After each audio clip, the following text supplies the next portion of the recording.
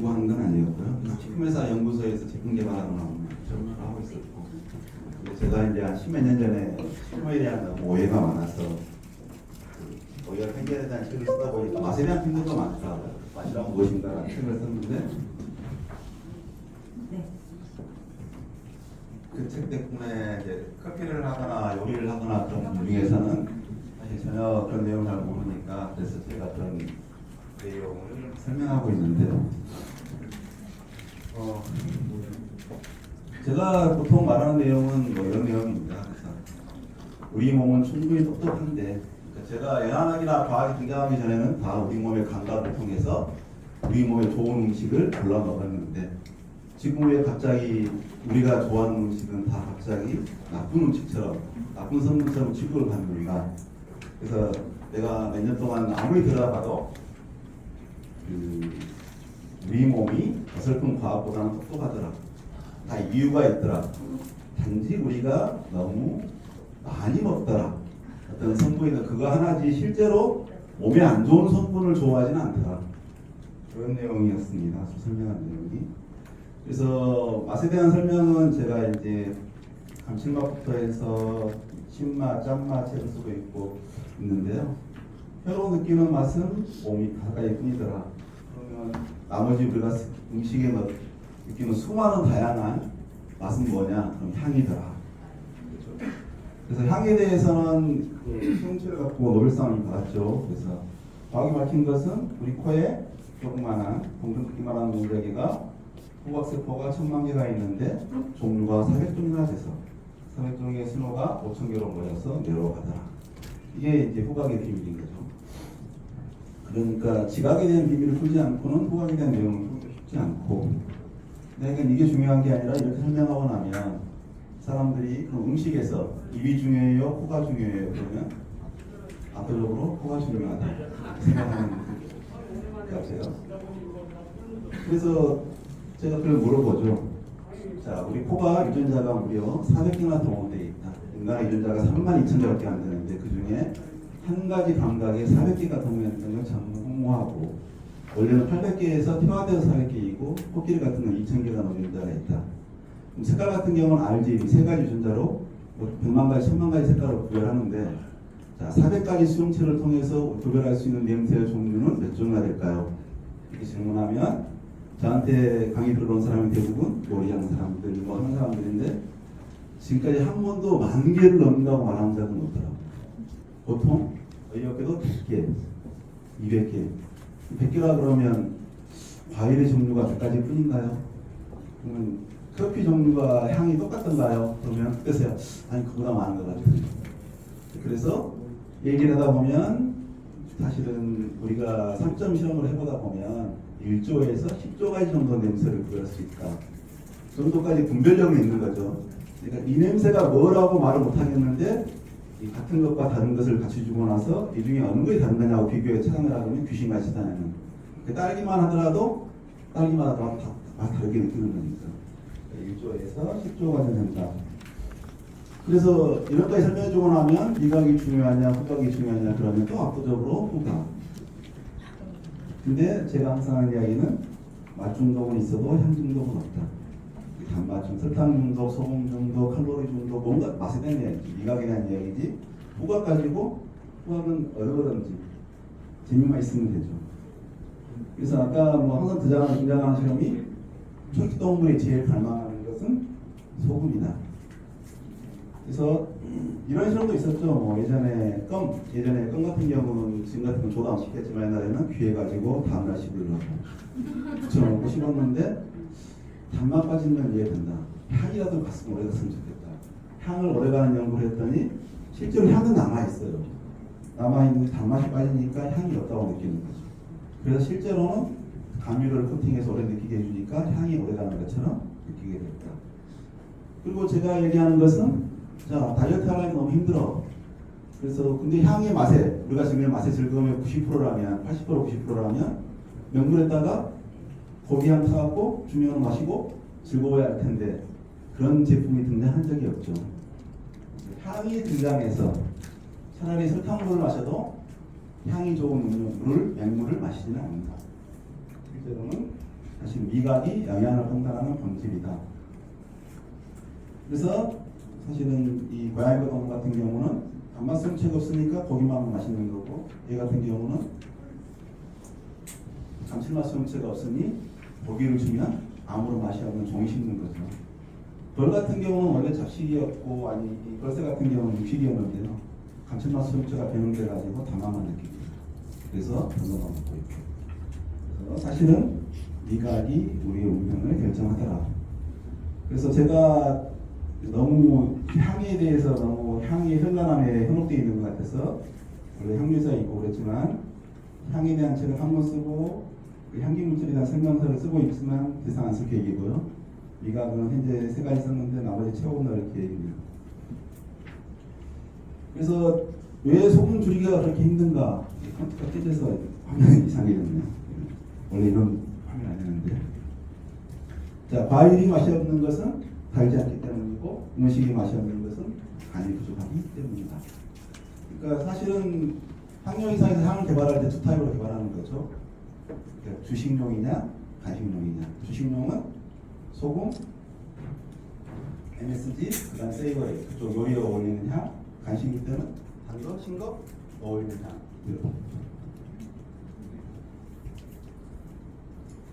그래서 얘기하는 게 간단하게 설명하면, 소금이 무슨 맛이죠? 짜면 음식에 넣어요. 짜잘하고. 상당히 얘기하는 게 소금은 미치도록 만난 맛이다. 알지만 짜다. 소금보다 맛있는 게 있으면 나트륨 저감할 때 그냥 간단하게 그거 넣어놓고 소금 빼면 되지. 소금보다 맛있는 건 없다. 그래서 인류의 최초의 첨가물이자 아마 최후의 첨가물일 것이다. 다른 모든 양념들은 빼도 성전에 문제가 없는데 소금만큼 빼면 결국은 죽게 된다. 바닷뱀이 바닷물을 마시지 못하는 이유, 이거 참 안타깝더라고요. 옛날에 모험기가 많아가지고 그때 보면 포위하면서 물을 보면서 못 마셔서 얼마나 안타까웠는데, 바다에 사는 뱀인데 표면에 사는데 물을 못 마신답니다. 그러다가 언제 마실 수가 있느냐? 폭우가 올 때, 폭우가 올 때 담수 꼭 깨서 있는 물을 마십니다. 삐쩍 마르다가 폭풍우가 올 때나 그때나 먹고 산다고 합니다. 사실은 보통 문제가 아닌 게, 우리가 삼투압 배우잖아요. 초등학교 때 배우는데 그 삼투압을 초등학교 때 배웠다고 너무 쉽게 생각하는 경우가 있죠. 그래서 삼투압 때문에 삼투압을 넣으면 물이 빠져나가고 낮으면 들어오고 하는 거죠. 근데 진짜 이거 파워포인트 고치는데 이상하게 그랬는데. 그래서 저희가 소금을 생각해 보면은 바닷물 자체가 소금물이었고요. 모든 생명체는 다 출발이 바닷물이죠. 왜냐 그러면 땅에는 햇빛이 너무 강해서 산소가 없을 때 자외선이 강해가지고, 땅에 있었지만 6억 년 전까지만 해도 자외선에서 다 죽었어요. 그래서 산소가 나와서 오존층이 생긴 다음부터 생명체가 이제 바다 위로 올라왔으니까 그 모든 것은 바닷물에서 출발한 것들인데, 바다에는 소금이 많았죠 옛날에. 그래서 그런지 이건 소금을 우리는 먹고 쓰고 있고요. 그래서 바다에 사는 생명체가 그러면 소금한테 얼마나 호의적이냐 비호의적이냐 생각하면 꼭 호의적이지는 않습니다. 1%의 소금을 보고 있고, 만약에 소금이 3.4%니까 소금이 많다고 소금을 많이 먹었으면 생선이 짜서 굳이 간을 안 하고, 옛날 소금이 모자랄 때 생선 조금씩 넣어주면 간이 맛있을 건데 걔도 소금을 못 견뎌요. 그러니까 똑같이 0.9%로 유지하는 거죠.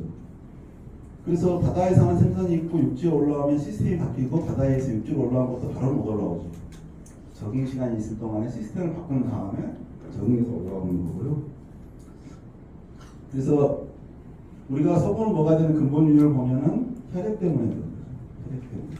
세포 안에 있는 성분들은 식물에 있는 성분이나 비슷합니다. 어느 식물이나 차이가 있긴 하지만 그 대충 비슷한데, 소금의 혈액의 86%는 소금이죠. NaCl. 그래서 시스템이 완전히 달라가지고 혈액에 많고 세포 안에 있는 거, 그러니까 똑같은 일가이온이고 나트륨과 칼륨은 경쟁관계에 있어가지고 세포 안에는 압도적으로 칼륨으로 들어있고 가만히 있고, 혈액에 있는 건 나트륨이고, 여기에 있는 ATP 때문에 인산염이 많이 들어있고, 여기는 염소가 들어있고. 그래서 실제로는 혈액 때문이다. 그러면 우리가 소금을 먹어야 되는 이유, 아까 말씀드린 것처럼 영양은 혀로 판단하는데 수용체의 종류가 5가지밖에 없는데 그 자원 중에 하나를 해피름은 왜 소금에 할당했는가 생각해 봐야 되는 거죠. 우리 몸이 필요하면 우리가 성분이 몇 가지인가요? 몇십만 가지 되겠죠.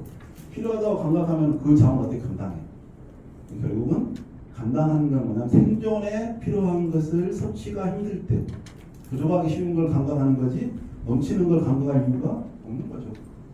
그러면 식물 같은 경우는 식물상에 있는 미네랄은 다른 건 다 있는데 딱 유일하게 없는데 NaCl이죠. 거의 뭐 심할 때는 저희가 봐서 10분에서나 10대 1이지 실제 식물에서 보면 600대 1 된다고 합니다. 칼륨으로 살아가지 걔는 나트륨을 거부하는 거고 오히려 소금에 의해서 염혈을 입는 거죠. 그러니까 우리가 기본적으로 음식 시스템은 초식동물이 있고 그 초식을 잡아먹는 육식동물이 있는데 풀 자체가 소금이 없어요. 생존에 필요한. 그러니까 그런데 그걸 감각 못하면 소금 부족으로 죽을 수밖에 없는 거죠. 그래서 실제로는 여러분이 생각하는 칼로리가 풍부한 식품, 뭐 비타민이 풍부한 식품, 모든 나머지 미네랄이 풍부한 식품 다 있는데 우리 몸에 필요할 정도로 나트륨이 풍분히 들어있는 식품은 소금밖에 없다. 그러니 그게 예전에는 먹을 것 다음으로 중요해서 옛날에 가뭄이 들어서 죽을 때 규율이 날 때는 쌀을 먹지 않기 중요한 게 소금이었다. 소금만 있으면 뭐든지 끓여서 어디나 먹고 살았다는 거죠. 그래서 사실은 우리 몸에 제일 긴박한 물질은 영양분은 물이고요. 물 같은 경우에 얼마나 긴박하냐 그러면 우리 몸 몸무게가 70%가 물이다 그러면 70kg의 몸 사람 50kg는 물이잖아요. 50kg라고 무리를 들고 다니면서도 물병 하나 결국 500ml 하나가 모자라서 1%가 모자랄 때 갈증을 심하게 느끼고 10%가 모자라게 되면 죽게 되는. 그래서 가장 우리 몸이 잘 관리할 건 사실은 물인데, 그렇죠? 물 자체가 1% 모자라고 2% 모자라면 타는 갈증. 그러니까 여러분이 아무리 심한 갈증이라도 1리터 마시고 나서 사라지지 않는 갈증은 없는 거죠.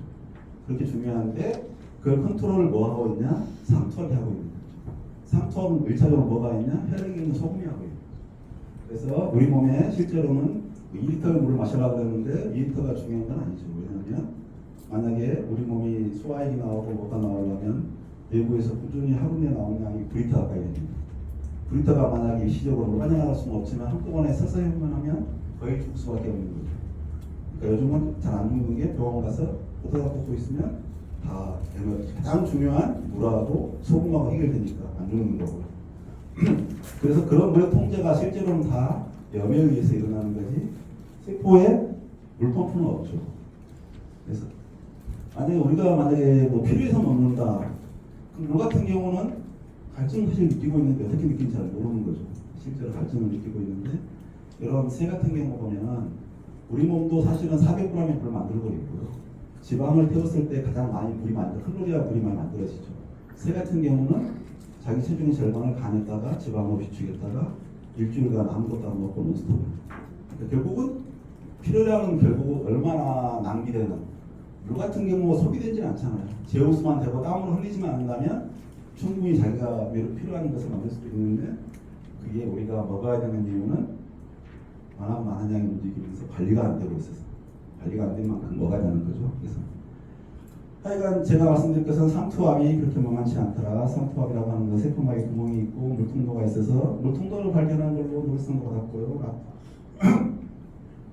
그래서 물의 입출은 오로지 삼투압이 되는 거고 삼투압을 조정하는 게 세포 안에는 칼륨이 기본적으로 차 있고 칼륨 밖에 혈관에는 나트륨이 있어서 걔가 삼투압으로 물을 끌어들이는 거지 만약에 그렇지 않다면 아무리 우리가 물을 마셔도 물이 흡수될 리가 없죠. 그래서 사실은 물을 통제하고 있는 가장 중요한 영양분은 물이고 물을 통제하고 있는 것은 삼투압이고 삼투압은 이온 농도다. 이온 농도는 대표적인 게 미네랄 나트륨이다.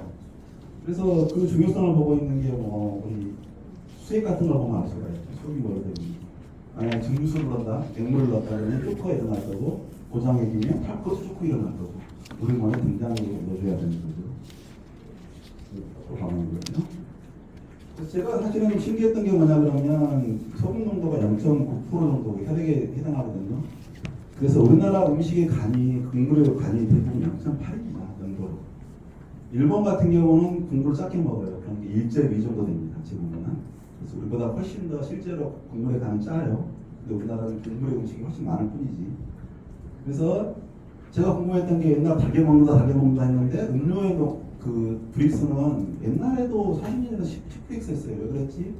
생각해보니까 설탕 0.9%하고 설탕 10%하고 소금 0.9%가 같더라고요. 상토하고.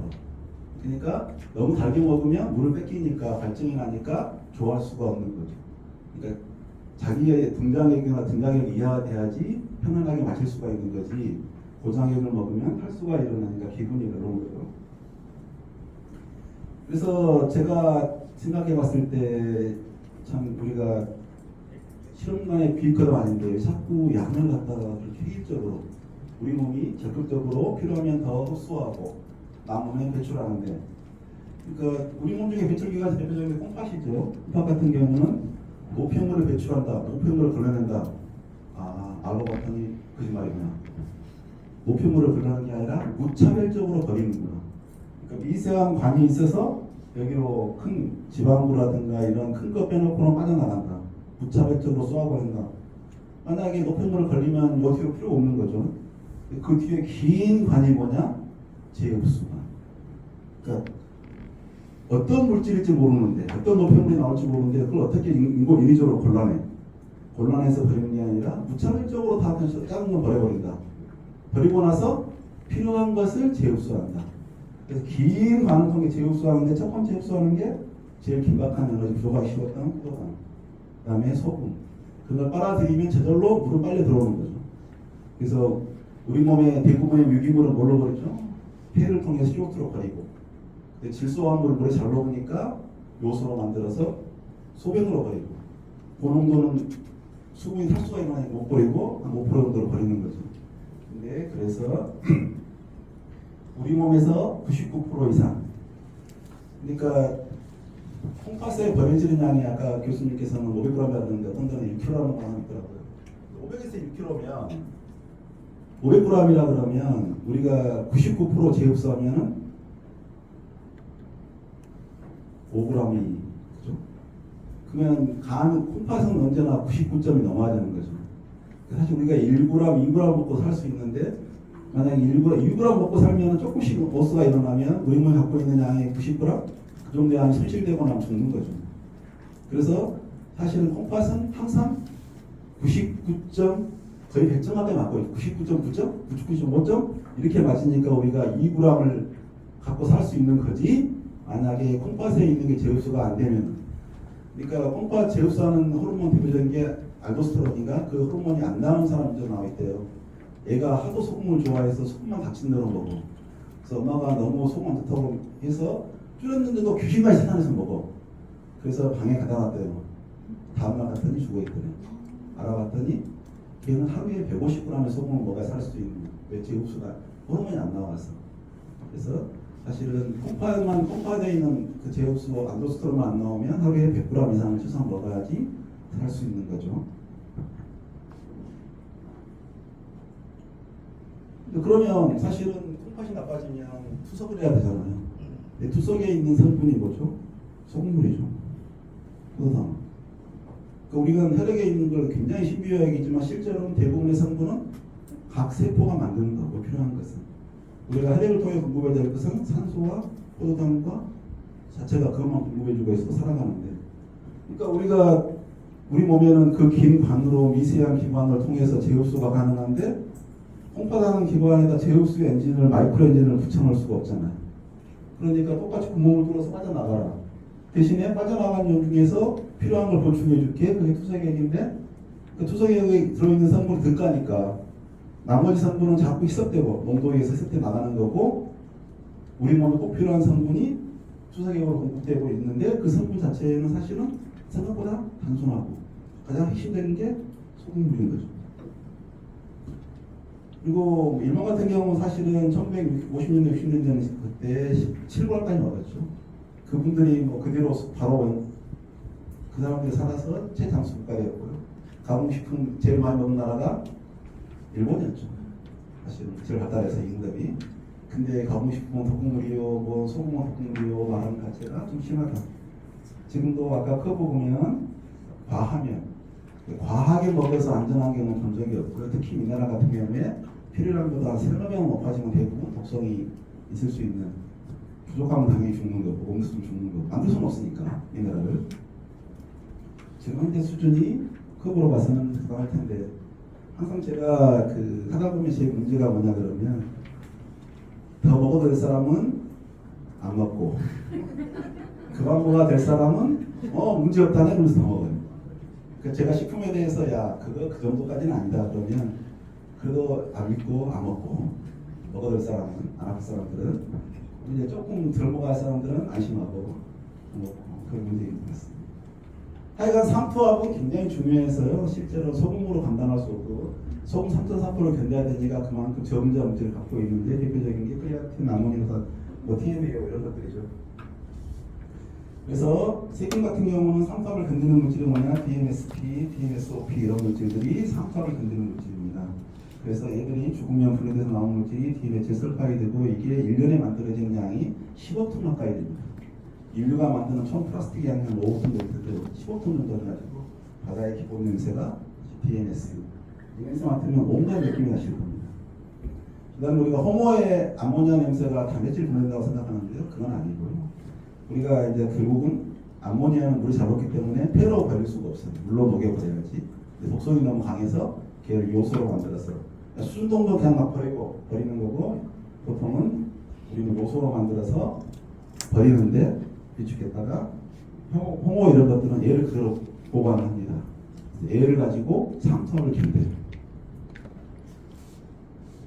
생선 같은 경우는 뭐로 됩니냐 그러면 트리메틸아민 옥사이드입니다. 트리메틸아민 옥사이드로 버티고 있는 거죠. 그래서 모든 생선, 뼈 있는 생선에는 트리메틸아민 옥사이드가 많고, 얘가 생선이 죽고 나면 조금씩 분해돼서 나는 게 그 강력한 비린내. 그러니까 비린내가 나는 게 아니라 우리가 생선의 상태를 트리메틸아민으로 판독하고 있는 거죠. 그래서 이걸 잘 느껴서 생선의 상태를 판단할 수 있는 사람이 살아남았던 거겠죠. 뭐 하여간 소금은 그렇고요. 그래서 우리 뇌에 쓰고 있는 에너지, 우리가 뇌가 2%밖에 안 되는데 20%를 쓰는데 그 에너지의 절반 이상이, 아까 70%라고 하셨는데 자기가 다르더라고요. 60%라고 한 데도 있고 50에서 70% 쓰고 있는 에너지가 오로지 나트륨 펌프를 쓰기 위한 거다. 그러니까 정기적 신호로 뇌가 작동하는 거니까 통로를 열어서 나트륨이 들어오면 다음 펄스로 38만 내야 되는 거죠. 그 일이 실제로 쓰고 있는 에너지의 50에서 70%. 그러면 만약에 뇌에 쓰고 있는, 뇌가 800억 개의 세포가 있는데 그 세포가 신호 전달을 해야 되는데, 그 신호 전달을 한 번 일어날 때 사용되는 나트륨이 몇 g이 될까요?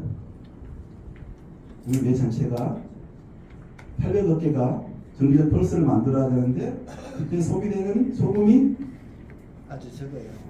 몇 프로나 되는 거죠. 근데 만만치 않은 게요, 0.1g이라고 해도, 전체 쓰고 있는 게 0.1g만 된다 그래도 430kg입니다. 초당 50번 뛰어야 되고 1분에 60번 60 하다 보면 800kg 되고요.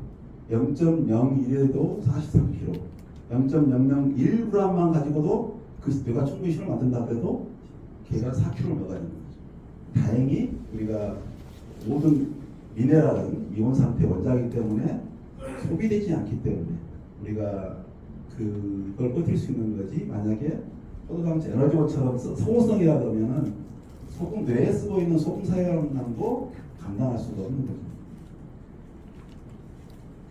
그래서 사실은 우리가 알고 있는 내용 중에서 가바가 옛날에 기능서가 나왔었는데, 가바가 하는 일이 뭐냐, 불탕산이 하고 있는 게 뭐냐, 뇌에서 가장 기본적인 신인자물질은 불탕산이죠. 불탕산이 여기 신호를 넣어주면 나트륨이 들어가서 신호가 만들어지는 거죠.